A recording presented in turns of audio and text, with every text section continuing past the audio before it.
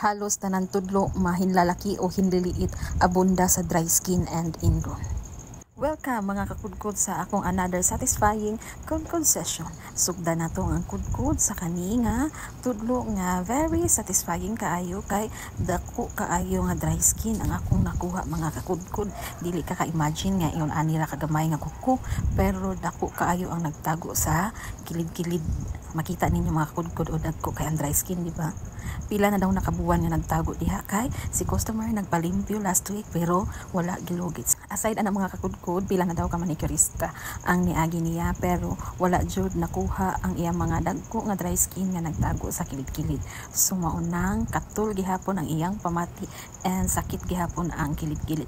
Luckily, nagkita mi sumauto to the rescue dayon inyong kudkod queen mga kakudkod. Worth it ra gyud kaayo mga kakudkod kay satisfied kayo ko sa akong paglimpyo sa iyang mga tudlo. So that's it. Don't forget to follow, like, and share para updated mo sa sunod na ko nga mga kudkod session. Thanks for watching!